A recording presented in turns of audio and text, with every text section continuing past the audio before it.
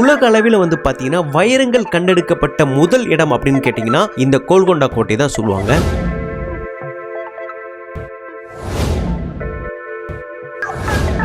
தமிழ், தெலுங்கு, ஹிந்தி அப்படின்னு நிறைய படங்கள்ல நீங்க பார்த்திருக்கலாம். விஜய் அவர்கள் நடித்த போக்கிரி படத்துல ஒரு ஃபைட் சீக்வன்ஸ் இங்க வச்சிருப்பாங்க. சவுண்ட் சிஸ்டத்துக்கு பின்னாடி இருக்கிற இந்த சயின்ஸ் தான் என்னன்னு சொல்லிட்டு இதுவரையும் யாராலும் கண்டுபிடிக்க முடியல.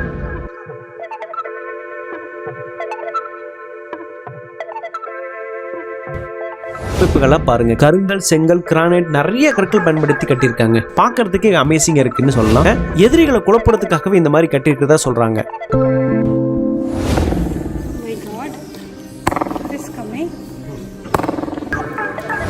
உயரத்தில் தான் அந்த அலுவலகம் அமைக்கப்பட்டிருக்கு. அங்கதான் முதல் காளி சிலையை பார்த்ததா சொல்றாங்க. கிட்டத்தட்ட 365 படிக்கட்டுகள் ஏறி வரணும். சுவர்கள் மட்டும்தான் அங்க காட்சி அளிக்குது.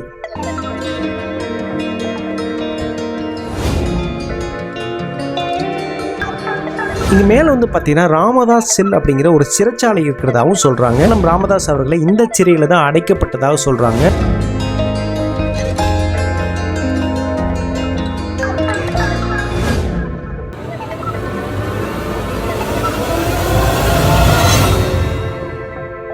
வணக்கம், நமஸ்தே, நமஸ்கார். சேவல் முட்டை சேனல்ஸ்க்காக நான் உங்கள் ஓவிய கண்ணா. இன்னைக்கு என்ன பார்க்க போறோம்னா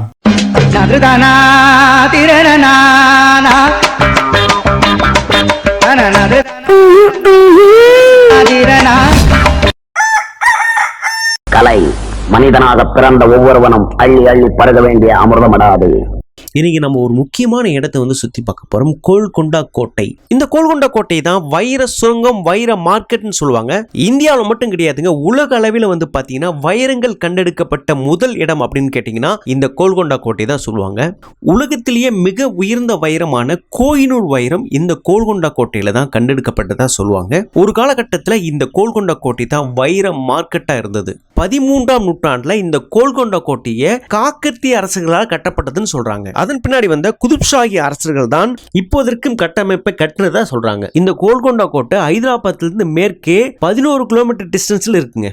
ஆடு மேய்க்கிற ஒரு சிறுவன் காளி கடவுளை கண்டதாகவும் இதனை அடுத்து அந்த இடத்தை சுத்தி அப்போது ஆட்சியில் இருந்த காக்கத்திய வம்ச அரசர் களிமண் கோட்டையை கட்டியிருக்காரு. இப்படிதான் இந்த கோட்டை முதல்ல கட்டப்பட்டது. கோல்கொண்டா கோட்டையின் பாதுகாப்பு அறையில புகழ்பெற்ற வைரங்களான கோஹினூர் மற்றும் கோப் போன்ற வைரங்கள் பாதுகாக்கப்பட்டதா சொல்றாங்க. ஹைதராபாத்ல இருந்து 11 கிலோமீட்டருக்கு மேற்கு இந்த கோட்டை அமைஞ்சிருக்குங்க. இந்த கோட்டையோட வெளிப்புற சுவர் பாருங்க எவ்வளவு அருமையா இருக்குது. எல்லாம் கற்களால் அமைக்கப்பட்டிருக்குங்க. இப்ப பாத்துக்கிட்டு இருக்கிற இந்த கவுண்டர்ல தாங்க நீங்க டிக்கெட் வாங்கிட்டு போகணும்.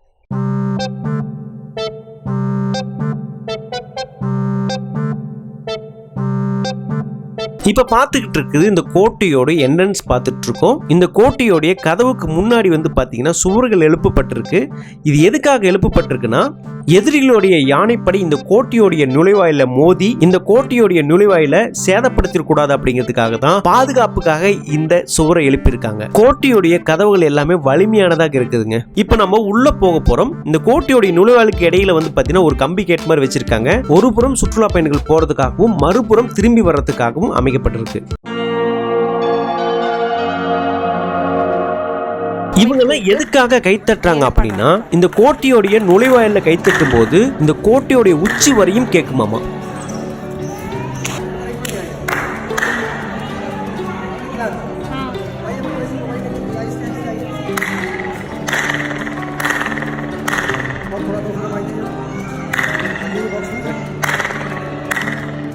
கீழ் இருக்கும் படை வீரர்கள் மேல் இருக்கிற ஆட்சியாளர்களுக்கு தகவல் கொடுப்பதற்காக இந்த ஒலியமைப்பு அமைக்கப்பட்டதுன்னு சொல்றாங்க. இந்த சத்தத்தை கேட்டதும் மேலிருந்து அரசர்கள் கீழே யார் யார் வராங்க யார் யார் போறாங்க அப்படிங்கிற விஷயத்தெல்லாம் தெரிஞ்சுக்குவாங்களாம்.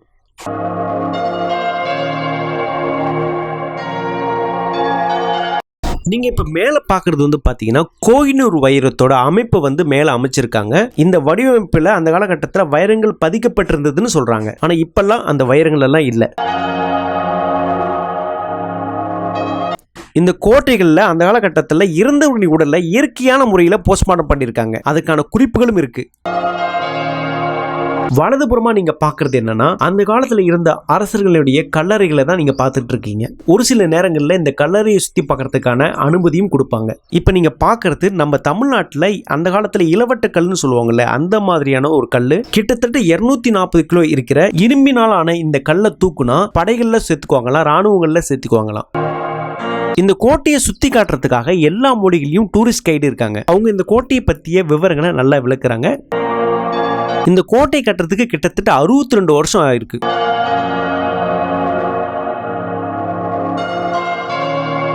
இப்ப பாக்குற இந்த கோல்ஸ், அதாவது இந்த ஓட்டை எதுக்குன்னா, அந்த காலத்துல பவர் கிடையாது, வெளிச்சம் மரத்துக்கு தீப்பந்தங்கள் தான் பயன்படுத்தினாங்க. அந்த தீப்பந்தங்கள் சொருவதற்காக இந்த ஓட்டையை பயன்படுத்திருக்காங்க. இப்ப பார்த்துட்டு இருக்கிற இந்த லொகேஷன் தமிழ், தெலுங்கு, ஹிந்தி அப்படின்னு நிறைய படங்கள்ல நீங்க பார்த்திருக்கலாம். விஜய் அவர்கள் நடித்த போக்கிரி படத்துல ஒரு ஃபைட் சீக்வன்ஸ் இங்க வச்சிருப்பாங்க. சிங்கம் 2 படத்திலையும் இந்த லொகேஷன் நீங்க பார்த்திருப்பீங்க. நிறைய படங்கள்ல இந்த இடத்தை பயன்படுத்தியிருக்காங்க. பார்க்கறதுக்கு இந்த கட்டிட அமைப்பு வித்தியாசமா இருக்குங்க. அங்கங்க சிறு சிறு நுழைவாயில் இருக்கிறத நீங்க பார்க்கலாம். எதுக்காக இவ்வளவு நுழைவாயில் வச்சிருக்காங்க அப்படின்னா, எதிரிகள் இந்த கோட்டைக்குள்ள வந்தா எந்த நுழைவாயிலுக்குள்ள போகணும் அப்படின்னு சொல்லிட்டு அவங்களுக்கு ஒரு குழப்பம் ஏற்படணும் அப்படிங்கிறதுக்காக தான் இந்த மாதிரி நுழைவாயில்கள் அமைச்சிருக்காங்க. நிறைய இந்து மன்னர்கள், நிறைய முஸ்லிம் மன்னர்கள் இந்த கோட்டையை ஆட்சி பண்ணிருக்காங்க. அதனாலேயே இந்த கோட்டைக்குள்ள நிறைய கோயில்கள், நிறைய மசூதிகள் இருக்கு. இந்த கட்டிடம் வெறும் கல்லு மண்ணால மட்டும் கட்டப்பட்டது கிடையாது.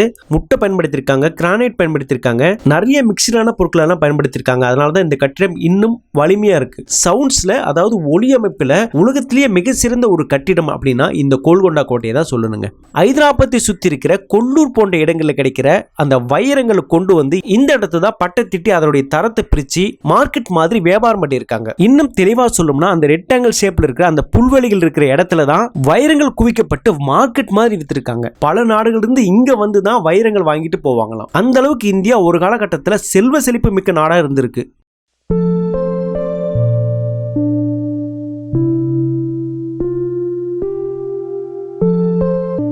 இந்த இடங்கள் பாத்தீங்கன்னா ராஜாக்கள் பயன்படுத்திய அலுவலகம்னு சொல்றாங்க.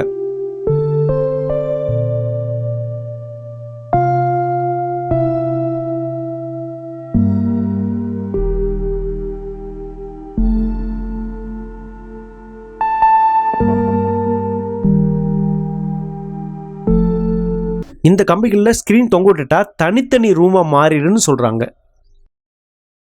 இப்ப நீங்க மேல பார்த்துட்டு இருக்கிற அந்த கதவு மாதிரி இருக்கிற நுழைவாயில பார்த்துட்டு இருக்கீங்க.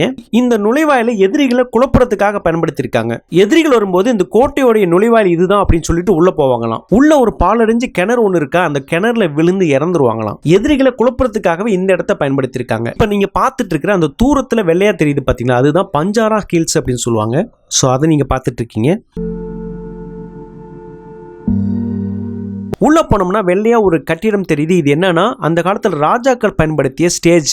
இந்த ஸ்டேஜ்ல கலை நிகழ்ச்சிகள் நடைபெறும்னு சொல்றாங்க. இந்த மேடையில கலை நிகழ்ச்சி நடைபெறும் போது லெஃப்ட் சைட்ல ராஜாக்களும் ரைட் சைட்ல ராணிகளும் பார்ப்பாங்களாம். கீழே வந்து பாத்தீங்கன்னா படைவீரர்கள் பார்த்து ரசிப்பாங்களாம். இந்த கட்டிடம் கொஞ்சம் சிதிலடைந்து போனதுனால சமீப காலத்துல இது புதுப்பிச்சிருக்காங்க. இந்த அறை வந்து பாத்தீங்கன்னா மகாராணிகளுடைய அறைன்னு சொல்றாங்க. இங்க இருக்கிற ராணிகளை பேஸ் பண்ணி நிறைய படங்கள் எடுத்திருக்காங்க. ஹைதர் அலி பேகம், பாகுமதி ராணி போன்ற ராணிகளுடைய பேரை பேஸ் பண்ணி நிறைய படங்கள் எடுத்திருக்காங்க. இந்த கட்டிட அமைப்புகள்லாம் பாருங்க, கருங்கல், செங்கல், கிரானைட் நிறைய கற்கள் பயன்படுத்தி கட்டியிருக்காங்க. பார்க்கறதுக்கே அமேசிங்கா இருக்குன்னு சொல்லலாம். சுற்றுலா பயணிகள் வந்த வண்ணமே இருக்காங்க. இந்த கோல்கொண்டா கோட்டையை காலையிலிருந்து மாலை வரை சுத்தி பார்த்தா கூட இந்த கோட்டை ஃபுல்லா சுத்தி பார்க்க முடியாதுங்க. அவ்வளோ இடம் இருக்குங்க. சிறு சிறு நுழைவாயில் பாருங்க, சிக்ஸாக் மாதிரி கட்டியிருக்காங்க, மாறி மாறி கட்டியிருக்காங்க. எதிரிகளை குழப்பறதுக்காகவே இந்த மாதிரி கட்டியிருக்கிறதா சொல்றாங்க.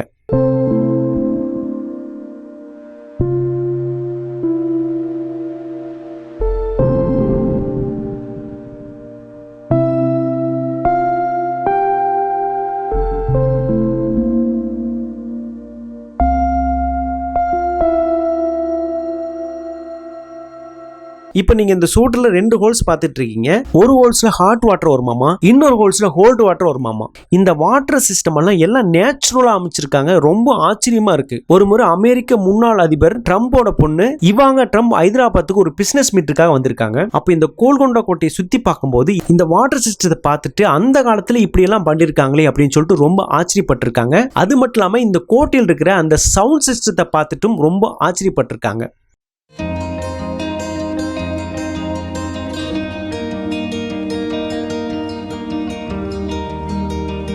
இப்ப நீங்க பார்த்துட்டு இருக்கிறது ராணிகள் குளிக்கக்கூடிய பாத் டேப். இந்த தொட்டியில பால், ரோஜா பூ, நிறைய மூலிகை பொருட்கள் எல்லாம் கலந்துருக்குமாமா. அதுல தான் குளிப்பாங்களாம். பக்கத்தில் இருக்கிற இந்த மாடம் மாதிரி இருக்கிற இந்த அமைப்பு என்னன்னா, ராணிகள் பயன்படுத்தக்கூடிய அழகு சாதன பொருட்களை வைக்கக்கூடிய ஒரு இடமா இது பயன்படுத்தியிருக்காங்க.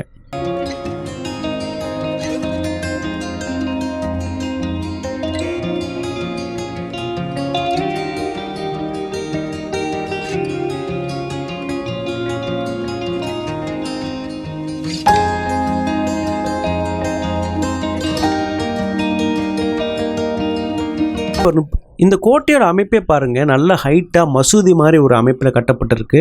மேல பாருங்க, நம்ம ஏற்கனவே சொன்ன மாதிரி அந்த கோயினூர் வைரத்தோட அமைப்பு அமைக்கப்பட்டிருக்குங்க.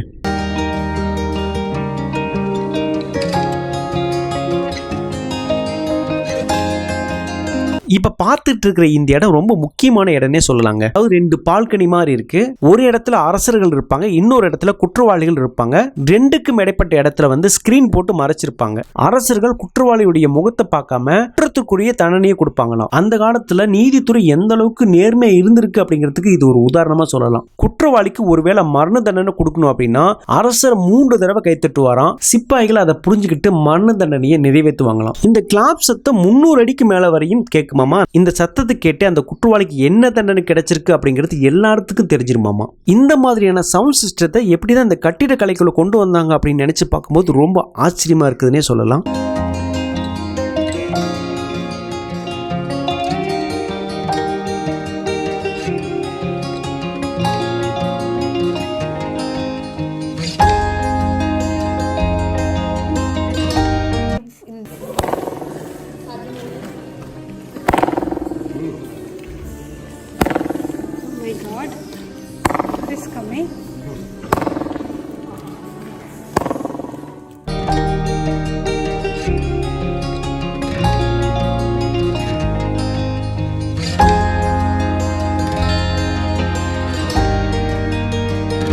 இந்த இடம் ரொம்ப முக்கியமான இடம்னே சொல்லலாம். இந்த இடத்துல ஒரு சுவற்றில் ஒருத்தர் நின்றுக்கிட்டு மறுமுனையில இன்னொருத்தர் நிக்க வச்சு மெதுவா பேசினா கூட கேட்கும். இந்த இடத்துல தான் பாதுகாப்பு படைவர்கள் இருந்திருக்காங்க.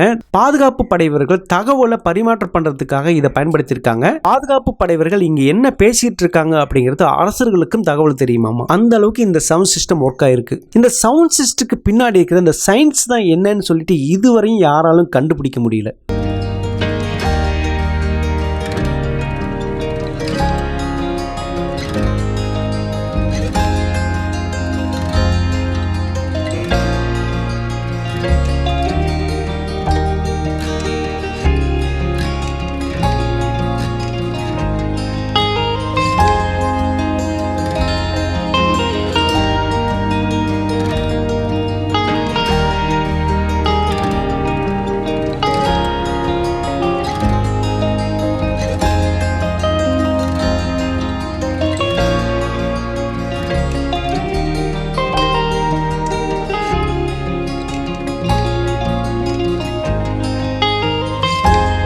மேலே இருக்கிற அந்த டாப் ஆப் கில்ஸில் தான் அரசர்களுடைய அலுவலகம் மாதிரி இருந்திருக்கு. மேலே இருக்கிற அந்த இடத்துல தான் ஆடு மேய்க்கும் சிறுவன் காளி உருவத்தை பார்த்ததா சொல்றாங்க. அதுக்கப்புறம் தான் கோயில் எழுப்பப்பட்டு கொஞ்சம் கொஞ்சமா இந்த கோட்டையும் கட்டப்பட்டது. பல்வேறு காலகட்டத்தில் வந்த அரசர்களால் இந்த கோட்டை பலப்படுத்தப்பட்டது. இந்த இடத்துல இருந்து கிட்டத்தட்ட 400 அடி உயரத்தில் தான் அந்த அலுவலகம் அமைக்கப்பட்டிருக்கு. அங்கதான் முதல் காளி சிலையை பார்த்ததா சொல்றாங்க. இந்த கோட்டையின் உச்சியில் இருக்கிற அலுவலகத்துக்கு மேல இடிமின்னல் தாக்காத அளவுக்கு பாதுகாப்பு உபகரணங்கள் பண்ணியிருக்காங்க அந்த காலத்திலேயே.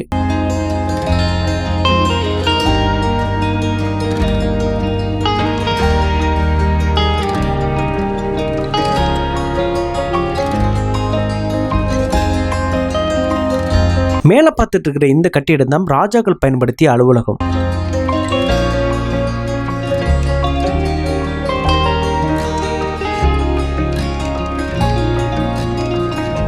இப்ப பார்த்துக்கிட்டு இருக்கிற இந்த இடத்துல தான் பலி கொடுக்கிற இடம், பலிபீடம்னு சொல்லுவாங்க. பலி கொடுப்பதற்கான கட்டமைப்பு இன்னும் இருக்குது. அதை தான் இப்ப பார்த்துட்டு இருக்கோம்.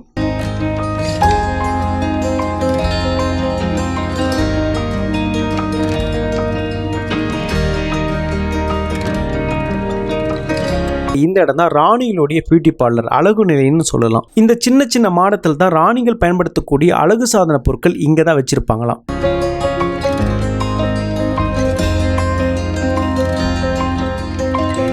இதுக்கு எதிர்ப்புறமா சின்ன ஒரு தண்ணி தொட்டி மாதிரி இருக்கு. இதுதான் ரோஸ் பெட்டல்னு சொல்லுவாங்க. இதுல ரோஜா இதழ்கள் எல்லாம் போட்டிருப்பாங்களாம். இந்த தொட்டில முழுக்க தண்ணி நிரப்பப்பட்டு அதுல ரோஜா பூவின் இதழ்கள் போடப்பட்டிருக்குமாமா. காலையில தூங்கி எழுந்ததும் அரசிகள் கண்ணாடி பார்க்க மாட்டாங்களா, இந்த தொட்டில தான் தங்களுடைய முகத்தை பார்ப்பாங்களாம்.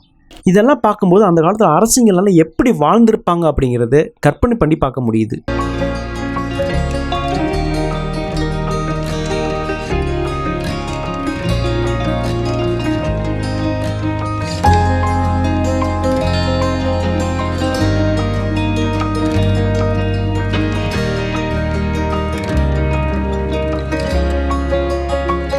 இப்போ பார்த்துட்டு இருக்கிற இந்த கல்வெட்டில் ஷானானா மசூதி அப்படிங்கிற அந்த மசூதியோட டீட்டெயில்ஸ் பற்றி போட்டிருக்காங்க. இப்போ மேலே இருக்கிற நம்ம ராஜாவோட ஆபீஸ் நோக்கி போயிட்டு இருக்கோம். இங்கே மேலே வரணும்னா கிட்டத்தட்ட 365 படிக்கட்டுகள் ஏறி வரணும்.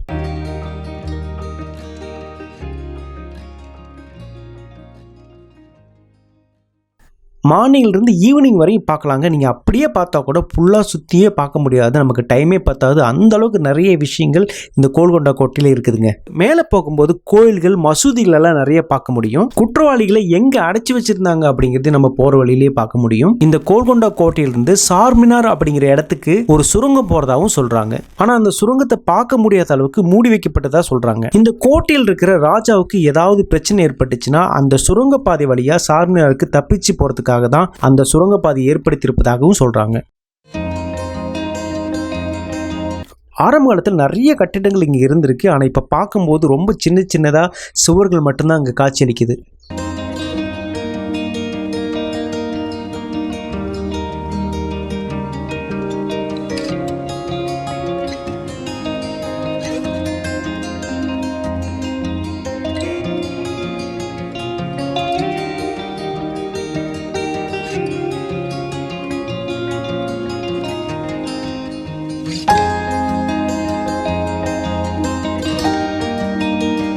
இப்போ பார்த்துட்டு இருக்கிற இந்த இடம் தான் கோல்கொண்டா கோட்டையோடைய உச்சத்தில் இருக்கிற இடம். இங்கே மேலே வந்து பார்த்தீங்கன்னா ராமதாஸ் செல் அப்படிங்கிற ஒரு சிறைச்சாலை இருக்கிறதாகவும் சொல்கிறாங்க. பத்ராசலம் ராமதாஸ் அவர்களை இந்த சிறையில் தான் அடைக்கப்பட்டதாக சொல்கிறாங்க. அவருக்கு உணவுப் பொருட்கள் இங்கிருந்து தான் வழங்கப்பட்டதாகவும் சொல்கிறாங்க.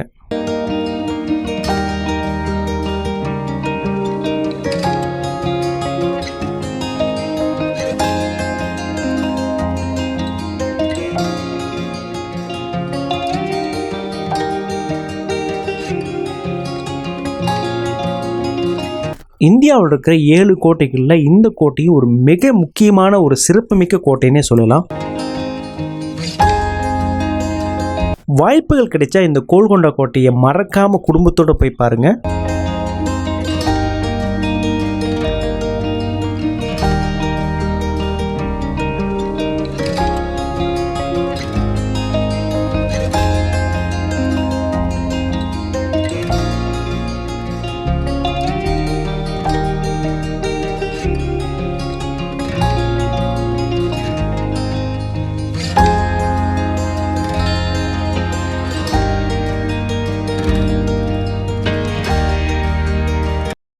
இந்த வீடியோ பிடிச்சிருந்தா மறக்காம லைக் பண்ணுங்க, ஷேர் பண்ணுங்க, சப்ஸ்கிரைப் பண்ணுங்க. மறக்காம பக்கத்துல இருக்க பெல் சிம்பலை பிரஸ் பண்ணுங்க. அப்படியே ஆல்ல செட் பண்ணிங்க. Thank you.